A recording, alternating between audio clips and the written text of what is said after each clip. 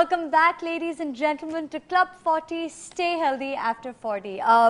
आप में से जिन्होंने हमें अभी ज्वाइन किया, आपने बहुत ही इंटरेस्टिंग गपशप मिस की है with two of our expert panelist.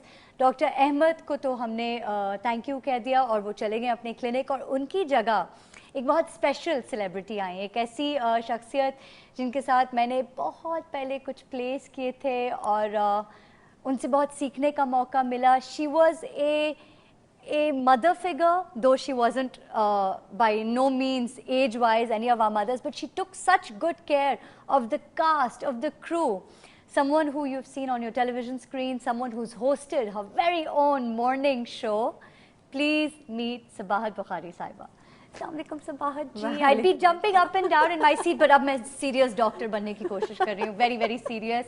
I'm so happy to see you after such a long time. Same here मुज़ना, और आपको तो हम खैर देखते रहते हैं, लेकिन अभी ऐसे मिलके ज़्यादा खुशी हो रही है.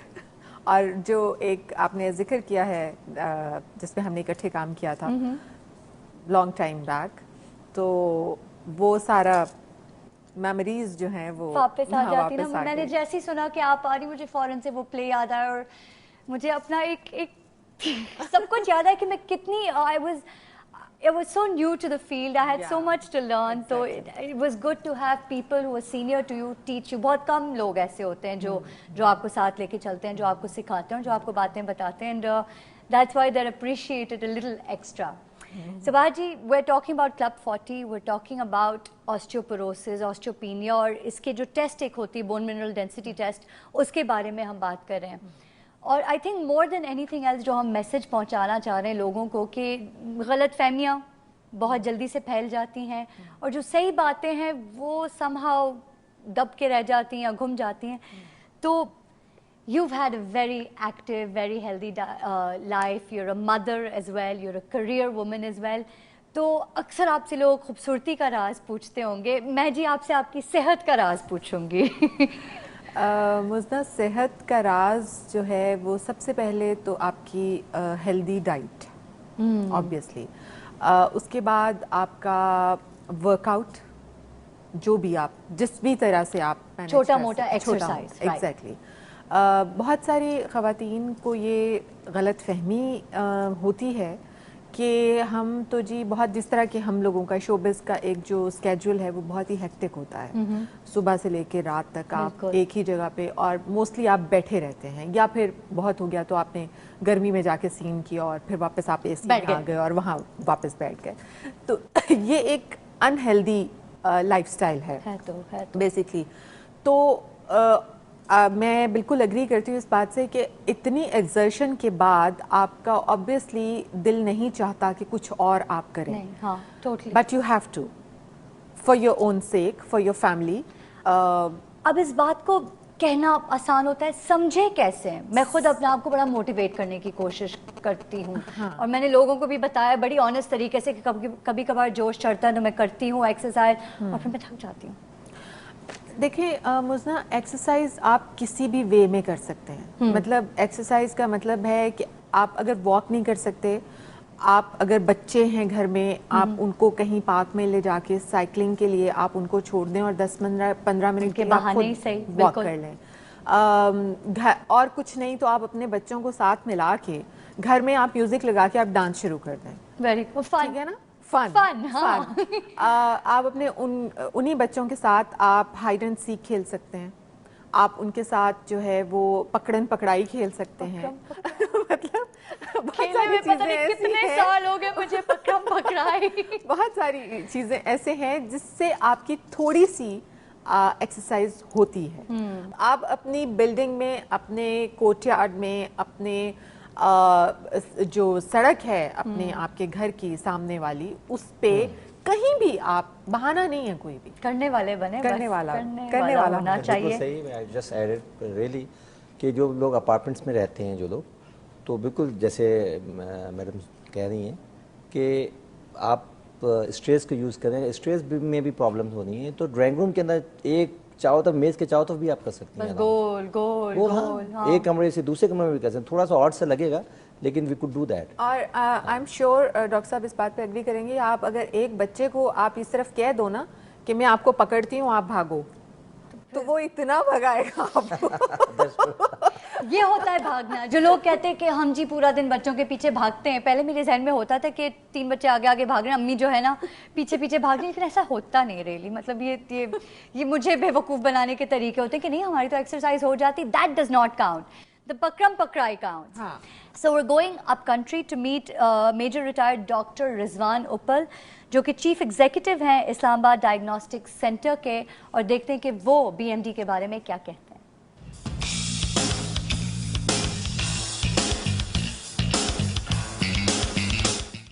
آسٹیوپروسس کی جو زیادہ خطرناک پریزنٹیشن ہوتی ہے وہ کسی طرح قسم کا فال کے ساتھ, ہلکی سی انجری کے ساتھ فریکچر کا ہونا, اور کامن یہ کلائی کی ہڈی کا ہلکا سا گرے اور یہ کلائی کا فریکچر ہو گیا, یا کئی دفعہ واش روم یا اسٹیئر سے اترتے ہوئے کولے کی ہڈی کا فریکچر ہو جانا.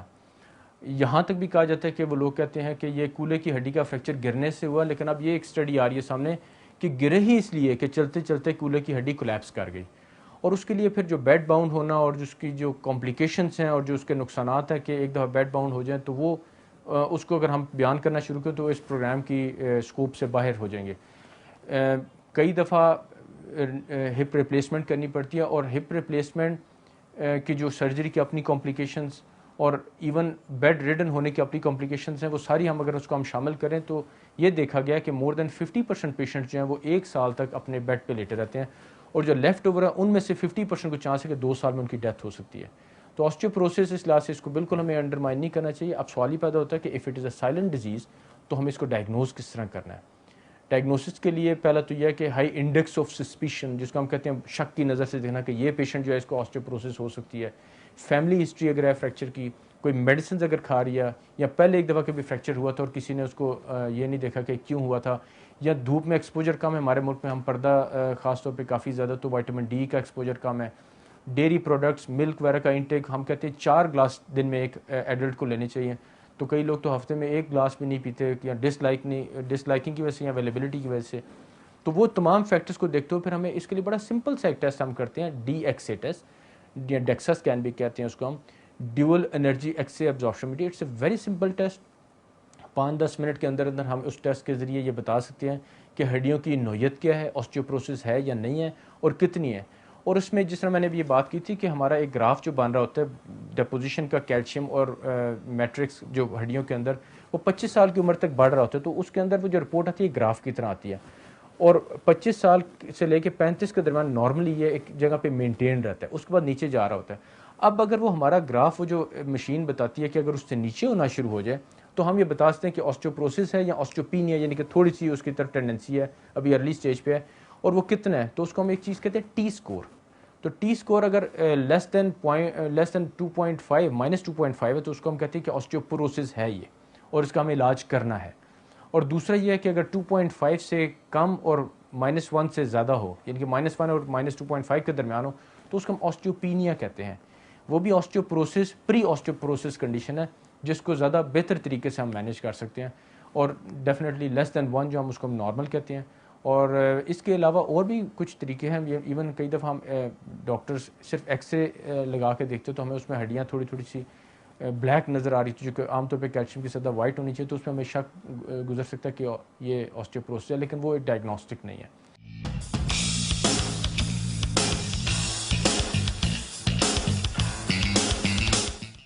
That was a lot of information about bone mineral density. Doctor صاحب آپ سے ایک سوال جو میں نے پوچھنا ہے کہ یہ جو ہم نے 3 رپورٹس دیکھی ہیں, ایک تو نارمل تھا جس پہ ہم بہت خوش ہوئے تھے, ایک آسٹیوپینیا تھا یعنی کہ ویک بون, اور ایک آسٹیوپروسس کا کیس تھا. تو اب ان کو دوائیاں شروع کرنے کے بعد کتنے عرصے کے بعد وہ دوبارہ یہ ٹیسٹ کریں گے؟ ہاں دیکھیں, اس میں اچھا خاصا لوگ بڑے کنفیوز ہو جاتے ہیں اور لوگ کر بھی دیتے ہیں. اس میں ایک اسٹینڈرڈ پروٹوکال یہ ہے کہ آپ کو ایٹ لیسٹ 2 ایئرس پہ کروائیں, بہت جلدی بھی ریپیٹ نہ کروائیں, لیکن 2 سال میں کروانا چاہیے. اور کوشش یہ ہونی چاہیے کہ اسی سینٹر سے جس سینٹر پہ آپ نے پہلے کروایا تھا. یہ میں نے سنا ہے, یہ کیوں اس لیے کہ اصل مشینیں وہ جو ایک خاص مشین ہوتی ہے, تو اسی مشین کی ایک جو ڈیویشن ہے اور جو ان کی جو میجرمنٹس ہیں, جو کیلیبریشن ہیں, جو ہماری سمجھ میں نہیں آنی چاہیے اور نہ ہی ہمیں سمجھنے کی کوشش کرنی چاہیے. مطلب جیسے ضیاء الدین میں 2 سال پہلے ضیاء الدین کا جو پورا سسٹم بہت ہی ہائی اسٹینڈرڈ کا ہے, تو ضیاء الدین میں ہی ہو اور 2 سال بھی کے بعد بھی ضیاء الدین سمجھو. Before I go to the real patient story, which is another segment of ours, Sabah ji, I'll have to ask you this. آپ اتنا عرصے ایک مارننگ شو کرتی رہی ہیں, you were doing a morning show on another channel. بہت سی عورتوں کا فون آیا ہوگا, بہت سی آپ باتیں کرتے, بہت سارے پرابلمس جو ہیں آپ نے ان کی دیکھی اور سنی ہوں گی. تو to women with regards to their health, اگر آپ کچھ کہنا چاہتی, especially with regards to bone health, آپ کیا میسج دینا چاہیں گی؟ مزنا, اگر ہم صرف بون ہیلتھ کے بارے میں بات کریں تو میرا خیال میں ڈاکٹر صاحب سے بہتر تو کوئی نہیں بتا سکتا. آپ بہت اچھا یہ پروگرام, یہ پلیٹ فارم جو آپ نے شروع کیا ہے, بہت ہی زبردست ایک چیز ہے.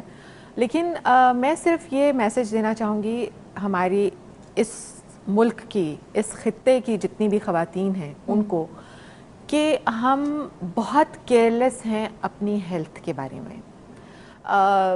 جب تک تو شادی نہیں ہوتی اس وقت تک تو لڑکیاں پھر بھی تھوڑی بہت اپنی کیئر کر لیتی ہیں, کیونکہ ان کو پتہ ہے کہ جی رشتے آنے ہیں اور پسند ہونا ہے. جب شادی ہو جاتی ہے ونس, تو اس کے بعد after 6 months, after a year, وہ اپنے آپ کو بالکل چھوڑ دیتی ہیں. اگر باہر امریکنس کی اگر آپ ایک مثال لے لیتے ہیں کہ وہاں پہ ابو 75 جتنی خواتین ہوں گی, آپ ہمیشہ ان کو ریڈ لپسٹک اور ریڈ نیل پالش لگائے ہوئے دیکھیں. بڑے شوخ رنگ چلتے پھرتے, مطلب برائٹ کلرز ان کی زندگی کا حصہ بن جاتے ہیں, کیونکہ وہ اپنے آپ کو خوش رکھنا چاہتے ہیں. ٹھیک ہے نا. اور ہم جیسے جیسے بڑھتے ہیں اس طرح سے ہمارے اندر جو ہے وہ ڈل کلرز اور زندگی ڈل, معاشرہ بھی تو اس میں ایک پارٹ پلے کرتا ہے نا, کہ جیسے وہ کسی کو برائٹ رنگوں میں دیکھ لیتے ہیں اور وہ ذرا عمر کے تقاضے میں ایک ہوتا ہے, تو ان کو دیکھو. سو واٹ, مطلب آپ کسی کی کیئر کیوں کر رہے ہو؟ آپ نے جو کچھ کرنا ہے, اگر آپ اس سے سیٹسفائیڈ ہو اور آپ کو وہ کر کے خوشی, انٹرنل سیٹسفیکشن مل رہی ہے, تو پھر میرا خیال ہے کہ کوئی, آپ دنیا کا کام ہے باتیں کرنا, اور وہ تو کرتی رہے گی. آپ سب کو لے کر جاتے ہیں ریئل لائف سٹوری کی طرف, جس میں پیشنٹس خود اپنے ایکسپیرینسز کے بارے میں آپ کو بتاتے ہیں. اور ہم نے یہ سیگمنٹ صرف اس لیے ایڈ کیا ہے کہ اگر میری بات سمجھ میں نہ آئے, ڈاکٹر صاحب کی بات نہیں سمجھ میں آئے, جو سیلیبریٹیز آ کے ان باتوں کو انڈورس کرتی ہیں, جو اپنی ایکسپیرینسز آپ سب کو بتاتے ہیں, جن کی بات آپ مانتے بھی ہیں, سنتے بھی ہیں, ان کی بھی بات سمجھ میں نہ آئے, تو شاید ایک ریئل لائف پیشنٹ, اگر کسی کی بات سمجھ میں نہیں آئے تو پھر صرف ڈنڈا ہے. ڈنڈا. آئی ایم جسٹ ہوپنگ کہ ہم نے ہر طریقے سے کوشش کی ہے کہ میسج جو ہے وہ آپ تک پہنچا دیں, and we really really want you to implement these changes in your life. We'll go towards the real life patient story, but before that, Sabah ji, I'm going to say thank you so much. Aapne ساری باتیں ہم کرتے آئے وہ آپ نے 10 minute میں کر دی ہیں, and that makes me very happy, and thank you sir for being on the show. I will definitely have you back again جب ہم ٹریٹمنٹ کے اوپر مزید ڈیٹیل میں بات کریں گے. آپ لوگ جا کے دیکھیے real life patient story, and we'll be right back.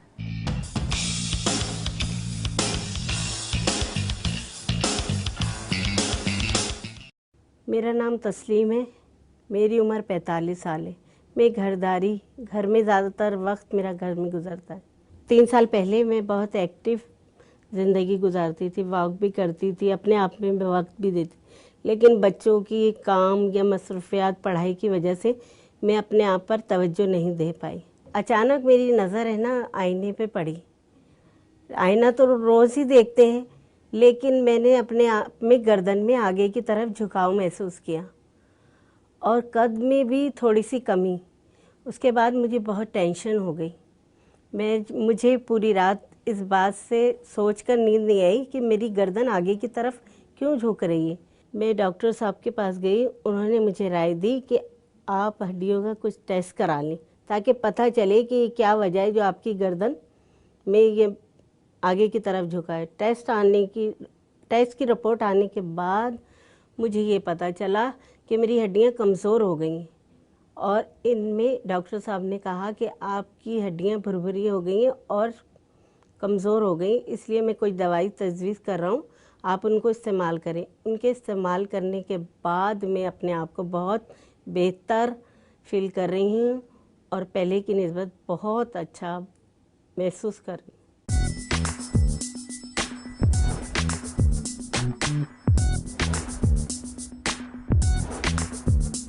ہوں.